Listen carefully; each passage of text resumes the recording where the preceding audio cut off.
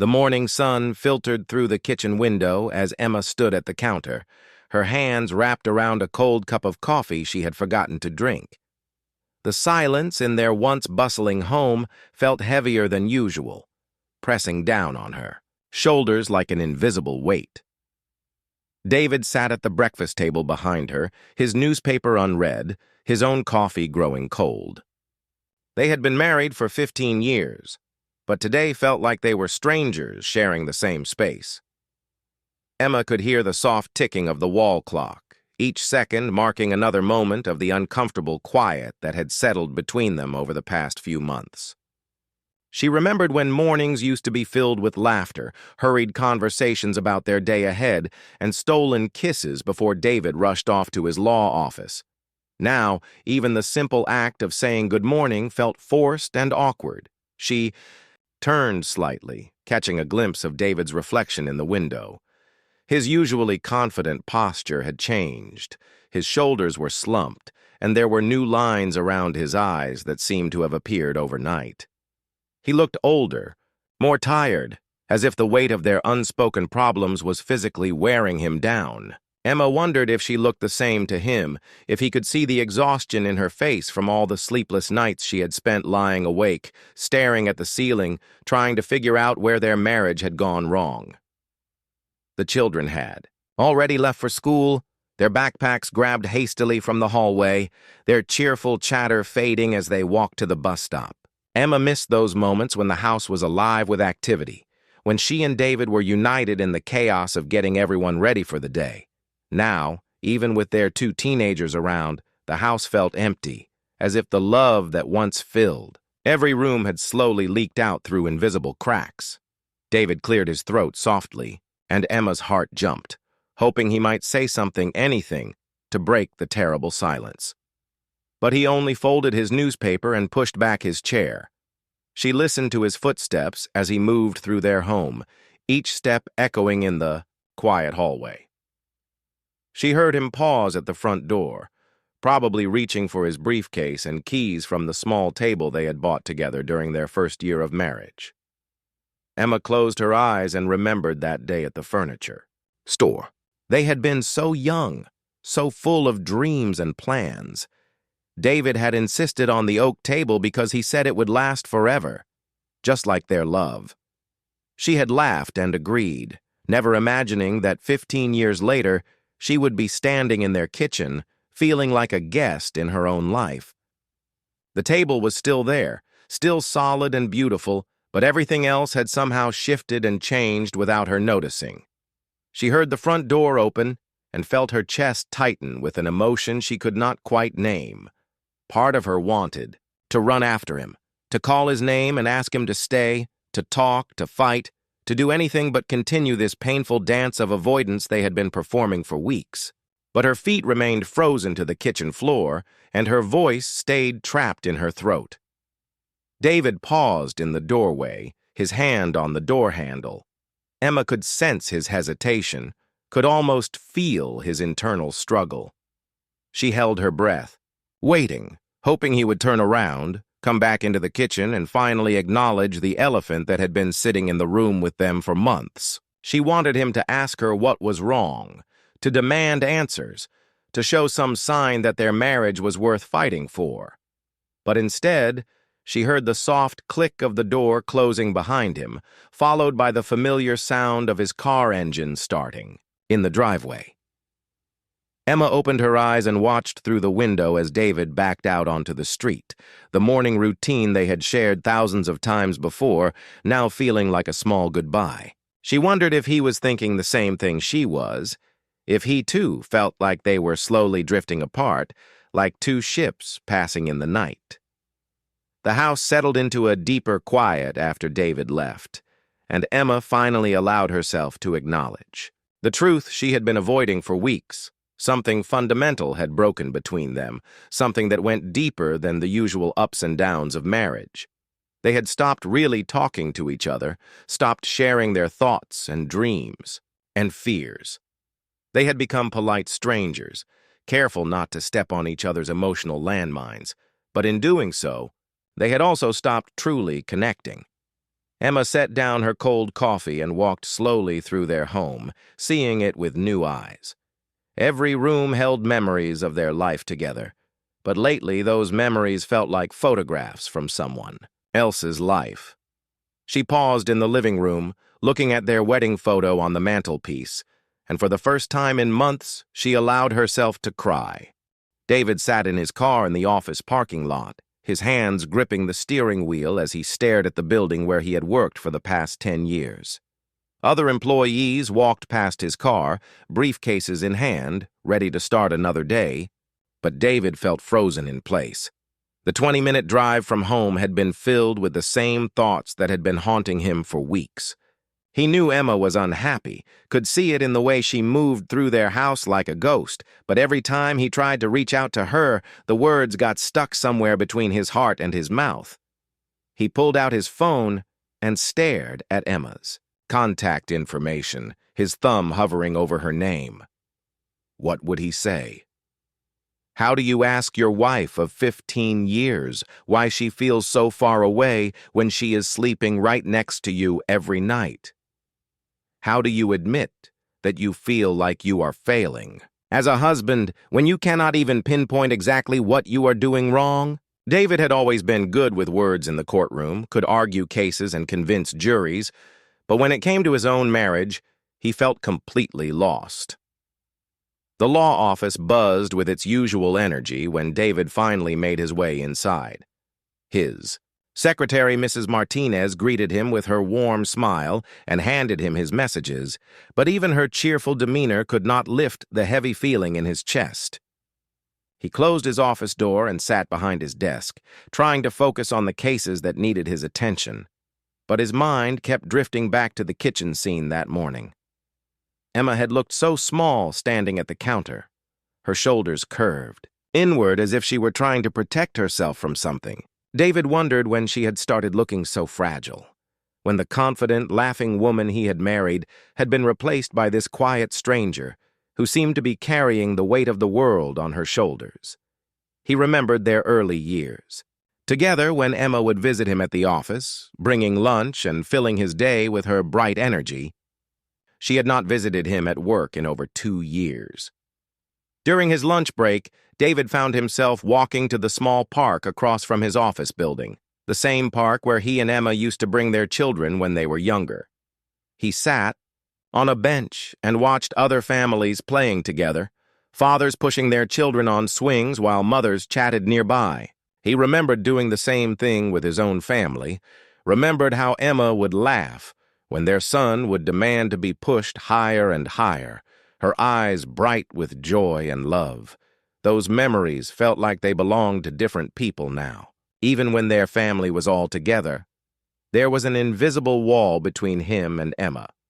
She smiled and laughed with the children, helped with homework and made dinner, but she seemed to be going through the motions of being a wife and mother, rather than truly living those roles. David wondered if their children had noticed the change, if they could sense the distance between their parents, even when they were all in the same room. His phone buzzed with a text message, and David's heart jumped, hoping it was Emma reaching out to him. Instead, it was a reminder about his dental appointment next week. He stared at the phone screen, realizing that he could not remember the last time Emma had sent him a text message just to say hello or share something funny that had happened during her day. They had stopped communicating about anything deeper than schedules and household logistics. David thought about the conversation he had overheard between Emma and her sister last weekend. He had not meant to eavesdrop, but he had been coming down the stairs when he heard Emma's voice coming from the kitchen, tight with emotion. She was telling her sister that she felt invisible, that she felt like she was living with a roommate instead of a husband. The words had hit David like a physical blow, and he had quietly retreated back upstairs, unable to face the truth in what she was saying. The afternoon dragged on, with David struggling to concentrate on his work.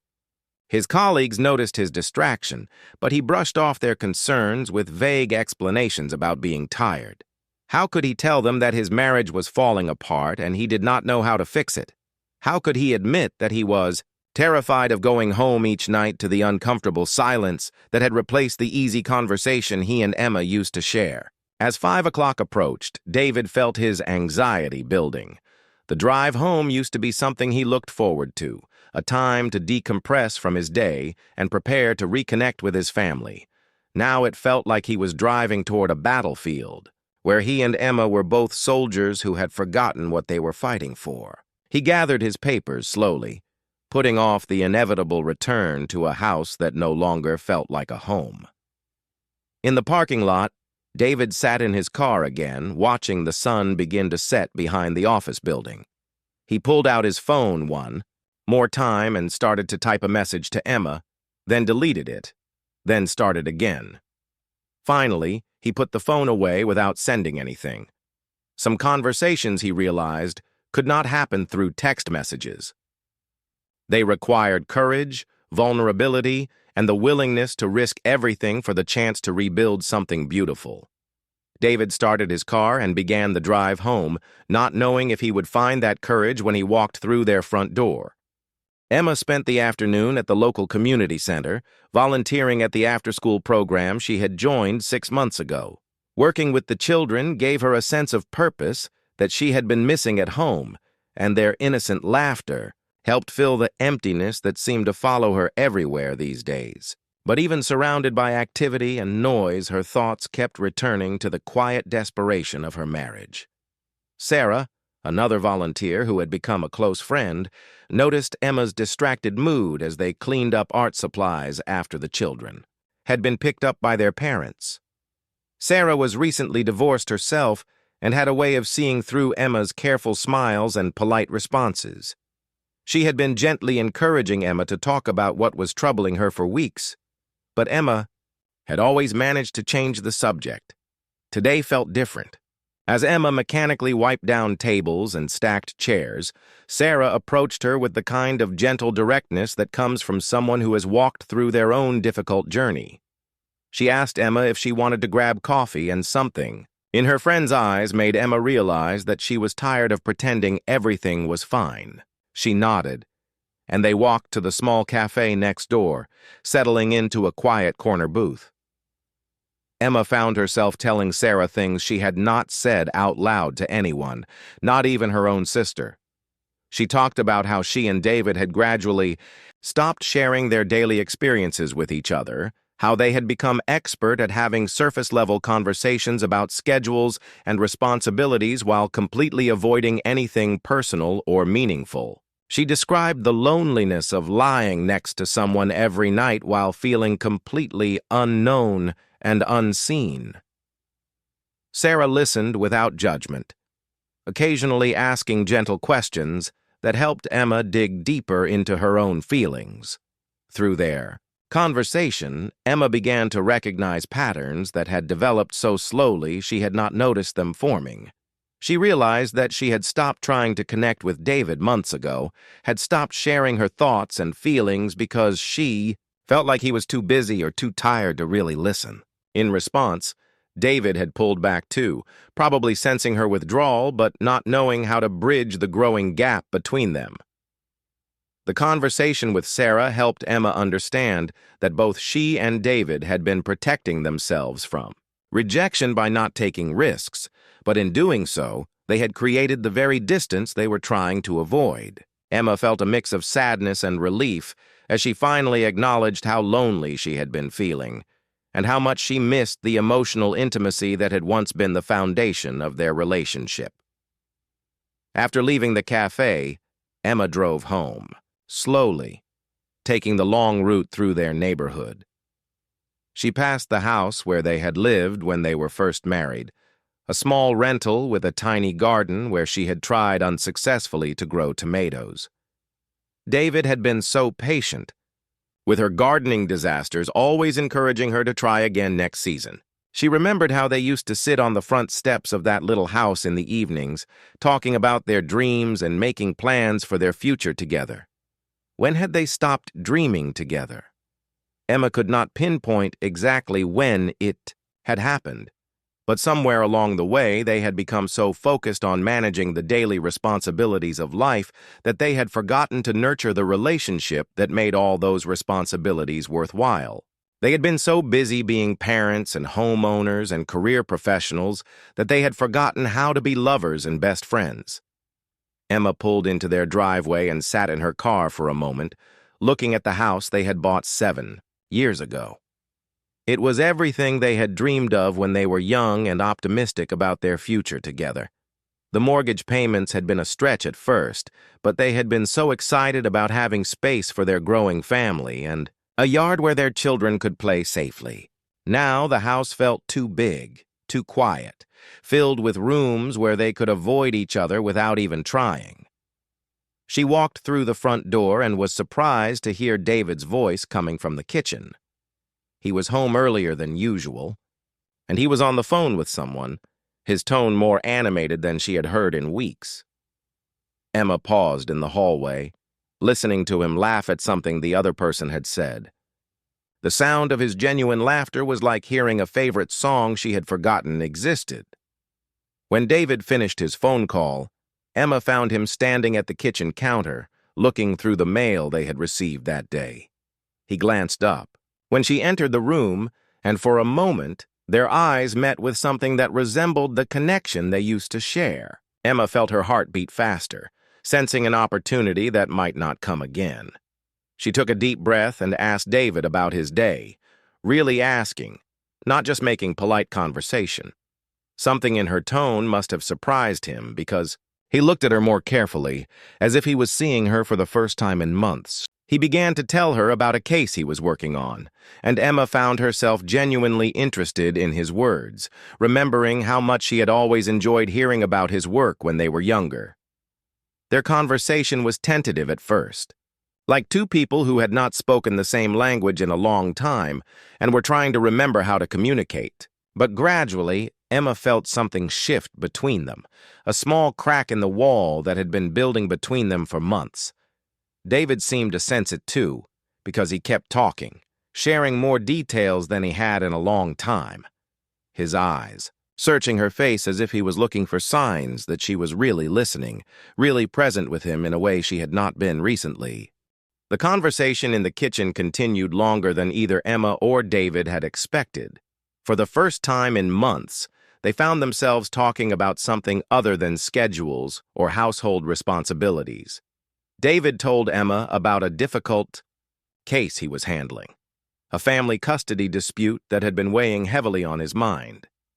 As he spoke, Emma realized how much stress he had been carrying alone, and she felt a pang of guilt for not noticing how burdened he had been feeling. Emma shared her own struggles with him, telling David about her volunteer work and how rewarding but emotionally draining it could be to work with children who came from difficult situations. She had been hesitant to burden him with these feelings before, assuming he was too busy with his own work to care about her volunteer activities. But as she spoke, she saw genuine interest and concern in his eyes, reminding her of why she had fallen in love with him in the first place. Their teenage daughter, Jessica, arrived home from soccer practice while they were still talking, and she stopped short in the doorway, clearly surprised to find her parents engaged in what looked like an actual conversation. Emma realized with a start how unusual this scene must appear to their children, who had grown accustomed to seeing their parents interact only in practical, functional ways. Jessica grabbed a snack from the refrigerator and headed upstairs, but not before Emma caught a small smile on her daughter's face. David suggested they continue their conversation over dinner, something they had not done in months. Usually, meals were hurried affairs with everyone focused on their phones or their own thoughts, but tonight felt different. Emma found herself looking forward to spending more time with David, curious to learn what else had been happening in his world that she had been missing.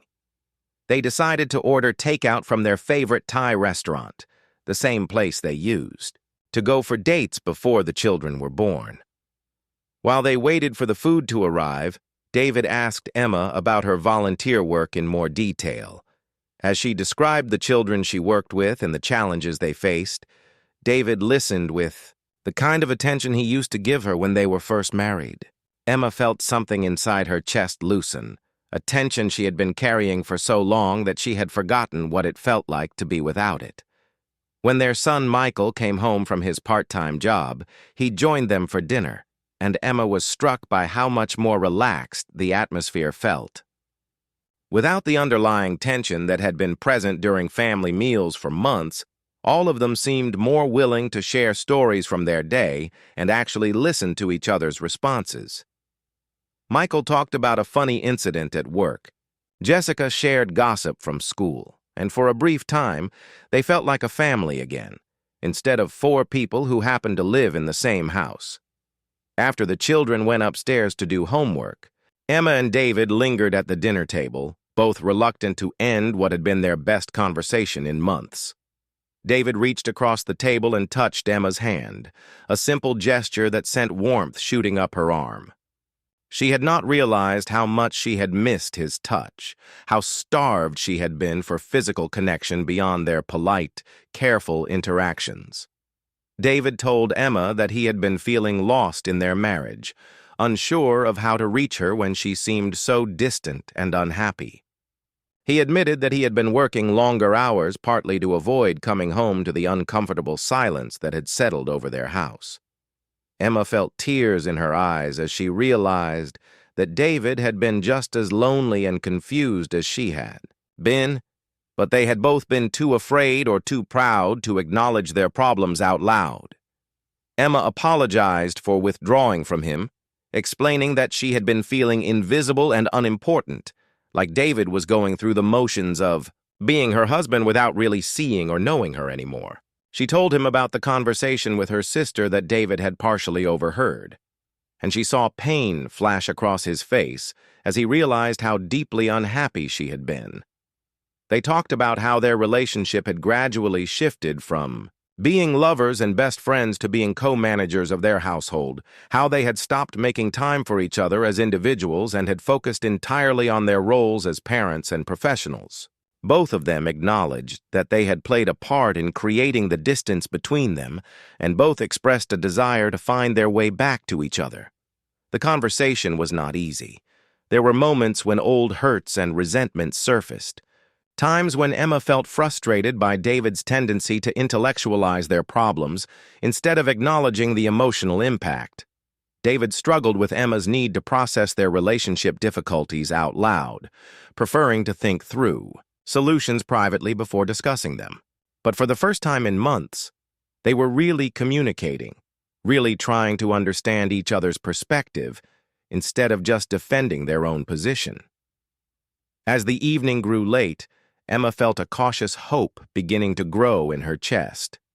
The problems in their marriage had not disappeared in one evening of conversation, but they had taken the first step toward acknowledging what had gone wrong and expressing a mutual desire to fix it. David suggested they make time to talk like this more regularly, and Emma agreed, both of them recognizing that their relationship would require intentional effort and attention to heal. When they finally went upstairs to bed, there was still awkwardness between them, but it was a different kind of discomfort than what they had been experiencing. Instead of the cold distance that had characterized their interactions for months, there was now a tentative warmth, a sense that they were both willing to be vulnerable with each other again. Emma fell asleep feeling more hopeful than she had in a long time, though she knew the real work of rebuilding their marriage was just beginning. The following weeks brought a mixture of progress and setbacks as Emma and David tried to rebuild what they had lost. Some days felt like small victories, moments when they successfully connected and reminded each other why they had fallen in love in the first place.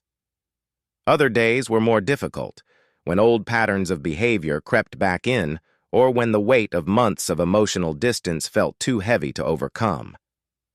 Emma found herself paying more attention to David's moods and needs, noticing when he seemed stressed about work or when he was making an effort to engage with her and the children. She began leaving small notes in his briefcase, nothing elaborate, just simple messages letting him know she was thinking about him during the day. David responded by bringing Emma flowers one Friday evening, not for any special occasion, just because he remembered how much she used to love having fresh flowers in the house. They instituted a weekly date night, something they had not done in years. Their first attempt was awkward, with both of them trying too hard to recreate the easy conversation they had once shared.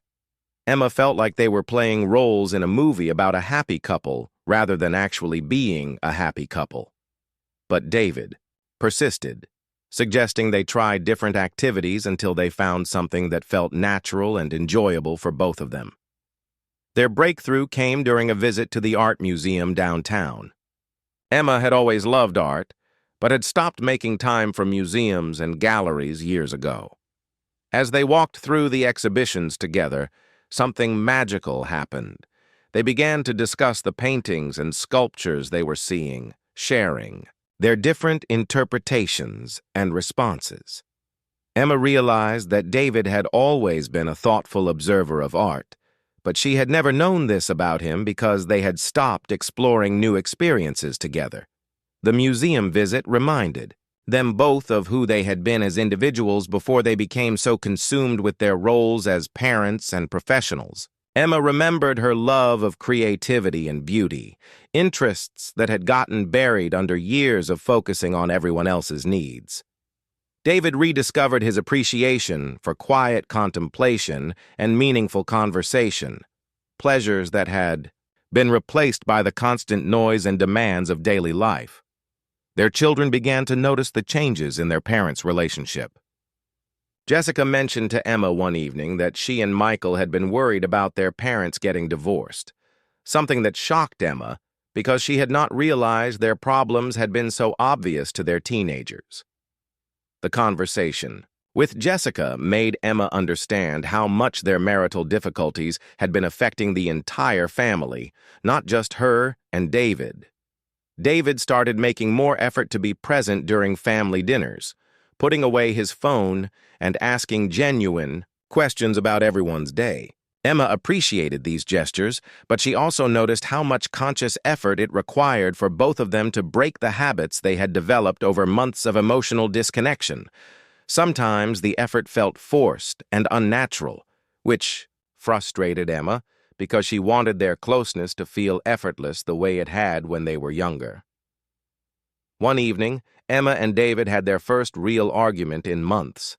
It started over something trivial, a disagreement about weekend plans, but quickly escalated into a discussion about deeper issues in their relationship.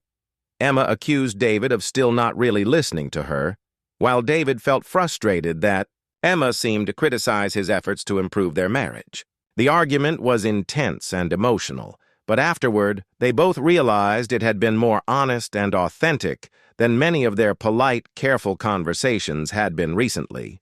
The argument led to a deeper conversation about their expectations for their marriage and their relationship. Emma admitted that she had been hoping they could quickly return to the happiness they had shared in their early years together, while David acknowledged that he had been trying to fix their problems.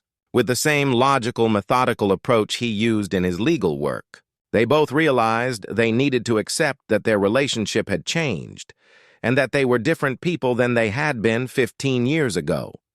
Emma started individual counseling, something she had been considering for months but had been too embarrassed to pursue.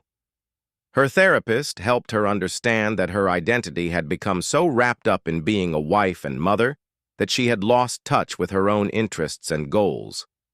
Through therapy, Emma began to rediscover parts of herself that had been dormant for years, and she found that having a stronger sense of her own identity actually made her a better partner to David.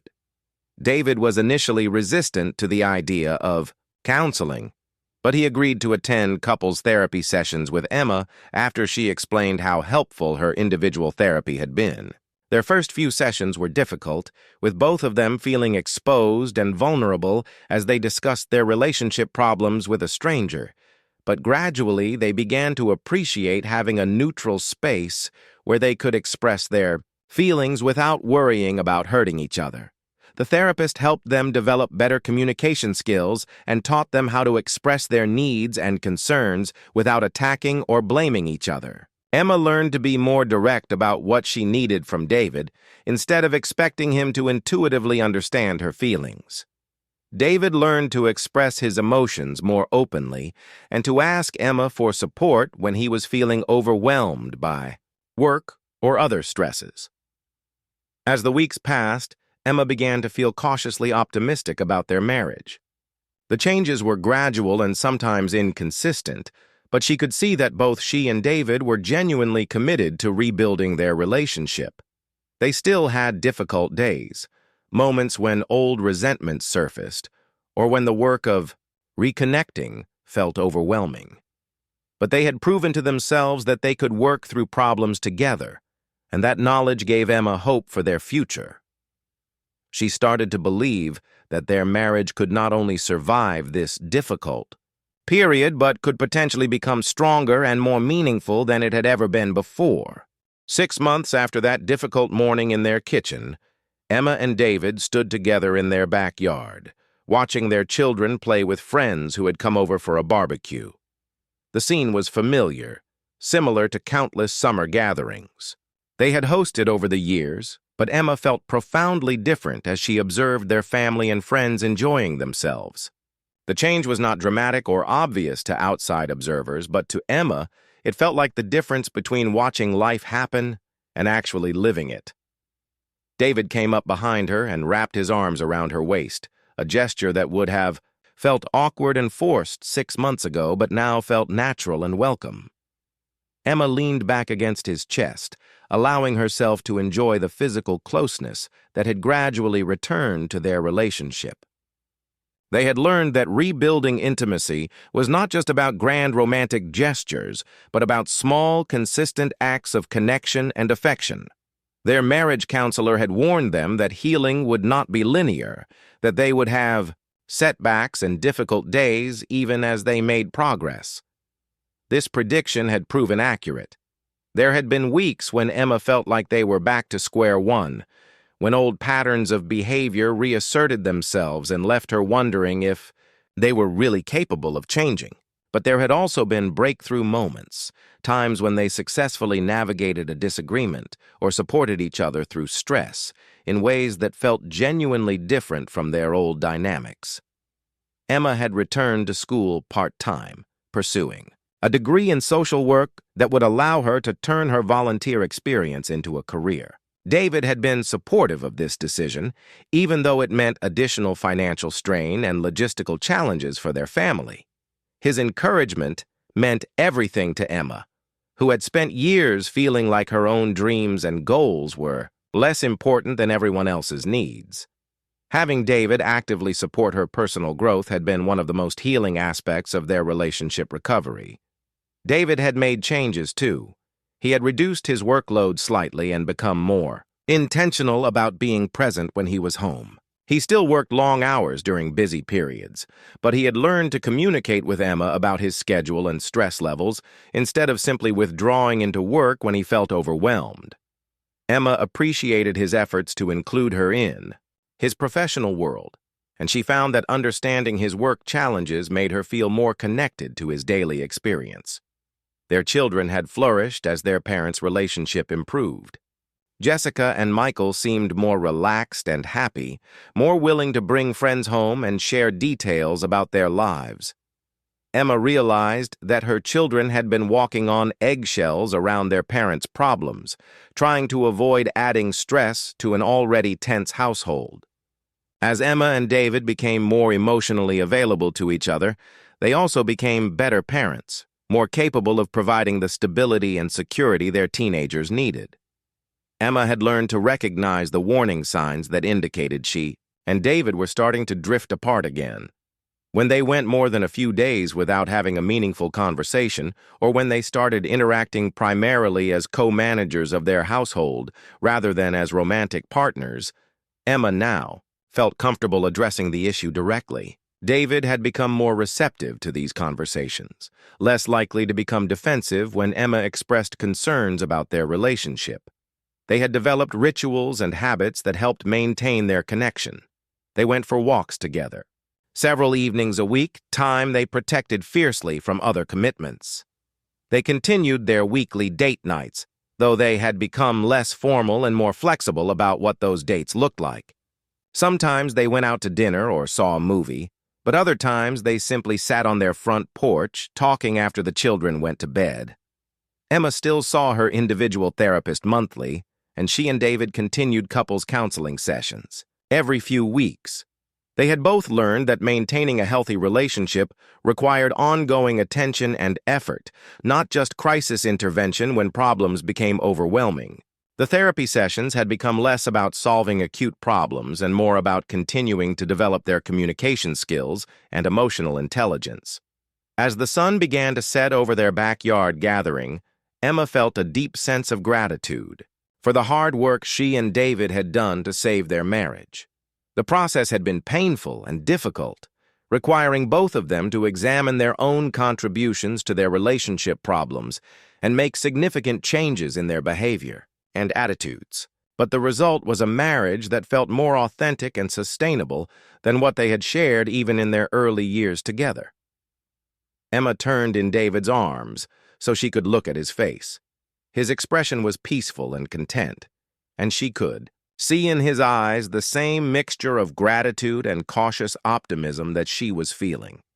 They had learned that love was not just a feeling, but a choice they had to make repeatedly, a commitment that required ongoing effort and attention. Their marriage was not perfect, and Emma knew they would continue to face challenges and difficulties. But they had proven to themselves that they could work through problems together, and they had developed the tools and skills necessary to maintain their connection even during difficult times. David leaned down and kissed Emma softly, and she felt the same flutter of excitement and affection that she had experienced when they were young and newly in love. But this feeling was deeper and more meaningful now, built on a foundation of real knowledge and acceptance of each other's flaws and strengths. They had chosen to fight for their marriage when it would have been easier to give up, and the love they shared now felt more precious because of the work they had invested in protecting and nurturing it.